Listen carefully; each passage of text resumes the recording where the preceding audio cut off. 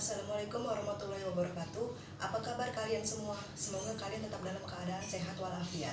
Sebelumnya, Ibu ingin memperkenalkan diri. Nama Ibu Eriska Fazri. Silahkan kalian panggil Ibu Eriska. Ibu di sini sebagai guru bahasa Indonesia kelas 7. Sebelum belajar, silahkan kalian berdoa terlebih dahulu. Semoga kalian diberikan kemudahan dalam belajar dan semoga ilmu yang kalian dapatkan bisa bermanfaat untuk kalian semua. Pada pembelajaran kali ini, kalian akan mempelajari tentang teks deskripsi. Sebenarnya, kalian itu tidak asing dengan teks deskripsi karena kalian itu secara tidak sadar sering mendeskripsikan sesuatu di kehidupan kalian sehari-hari. Contohnya, ketika kalian mengunjungi suatu tempat dan kalian menceritakan tempat tersebut kepada teman kalian, bagaimana keadaan di sana, tempatnya di mana, lalu keadaannya seperti apa. Nah, itu merupakan suatu kegiatan mendeskripsikan dan hal tersebut bisa dituangkan ke dalam teks deskripsi. Pada pembelajaran kali ini, nanti kalian akan mengetahui apa itu teks deskripsi dan bagaimana ciri-cirinya.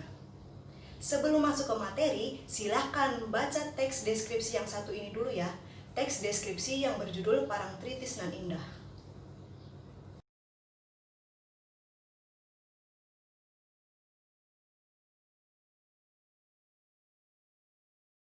Baik anak-anak, kita mulai saja. Sebelumnya, kalian telah membaca teks deskripsi yang berjudul Parangtritis Nan Indah. Nah, teks tersebut adalah salah satu contoh teks deskripsi yang mendeskripsikan tentang suatu tempat. Dari teks tersebut, kalian dapat mengetahui bahwa teks tersebut berisi penggambaran secara jelas pantai Parangtritis, baik dari letaknya, keadaannya, suasana di waktu sore, dan suasana ramainya pengunjung yang mengunjungi pantai Parangtritis. Berdasarkan teks tersebut, kita dapat mengetahui isinya. Lalu kita lanjut saja ke materinya. Yang pertama, pengertian teks deskripsi. Teks deskripsi adalah teks yang menggambarkan secara jelas.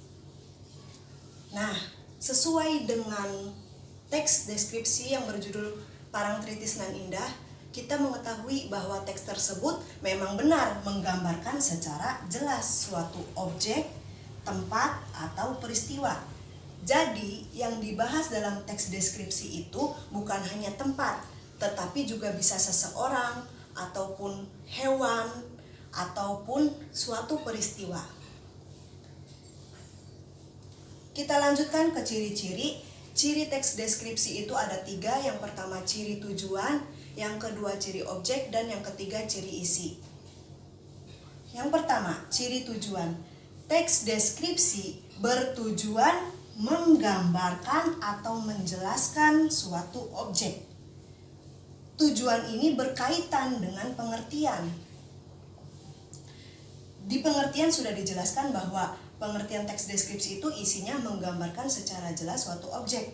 Begitu pula dengan tujuannya, menggambarkan atau menjelaskan suatu objek, sehingga pembaca seolah-olah sedang merasakan langsung objek tersebut. Jadi, ketika kita membaca teks deskripsi, kita seolah-olah merasakan langsung objek yang sedang dibicarakan. Ketika membicarakan tentang pantai Parangtritis, seolah-olah kita ikut merasakan atau ikut mengunjungi pantai tersebut. Nah, untuk menentukan ciri tujuan, sebelumnya kita harus mengetahui dulu objek yang dibicarakan. Objek yang dibicarakannya sudah diketahui, maka akan dengan mudah menemukan tujuannya. Kalau objeknya pantai Parangtritis, berarti tujuannya adalah menggambarkan atau menjelaskan pantai Parangtritis secara jelas. Ciri yang kedua yaitu ciri objek. Objek yang dibahas pada teks deskripsi bersifat khusus. Khusus di sini maksudnya adalah objek tertentu yang kemungkinan berbeda dengan objek-objek lainnya.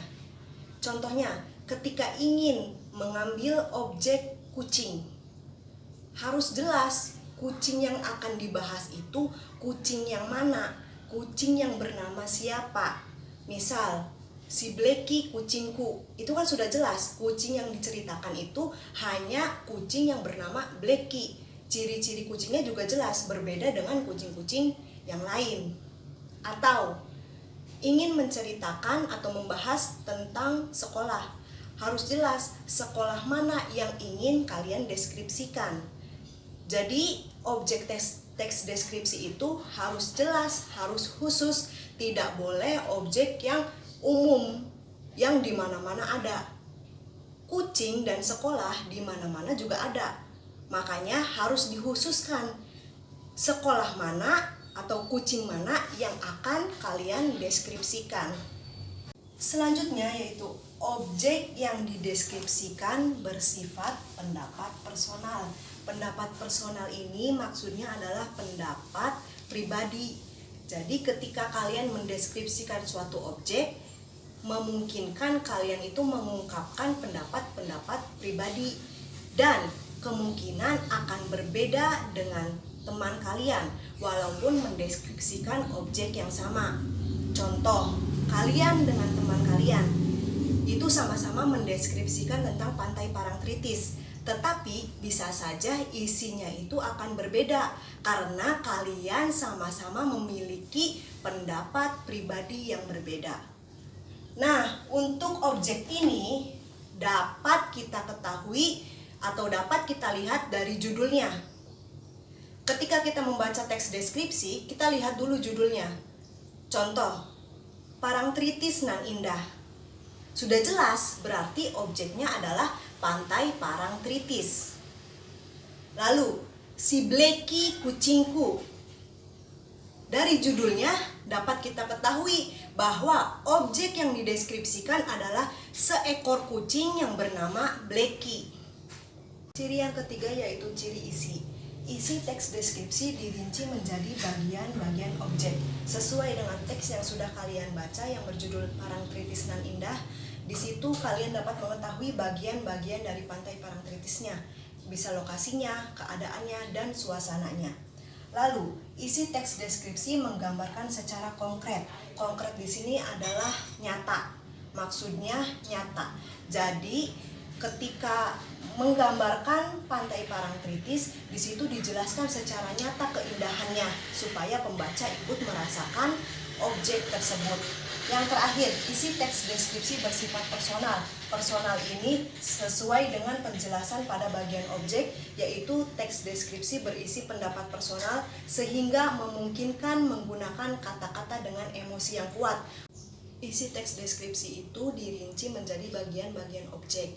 Nah, namanya juga rincian, berarti lebih dari satu. Untuk menentukan rincian isi, kalian harus membaca dengan cermat paragraf demi paragraf pada teks deskripsi. Kalian baca dulu paragraf 1. Nah, kalian cermati paragraf 1 itu membahas tentang apa.